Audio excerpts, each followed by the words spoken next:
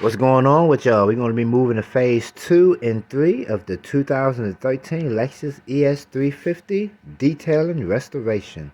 Phase 2 is going to be interior leather. And we will be using the chemical guys, leather cleaner, and leather conditioner. We got us a horsehair bristle brush, and we got us 2 new microfiber applicating pads. So, phase 2, we're going to go ahead and get the interior clean. Phase 3, we're going to go ahead and do the wheels of the vehicle. We're going to put a compound, polish, and wax on the wheels of the 2013 Lexus ES 350. So, with that being said, the first thing we need to do is go vacuum the car out, wash the car over, and go ahead and scrub them wheels down so we can go ahead and start this phase 2 and 3 of the 2013 Lexus ES 350 detailing restoration.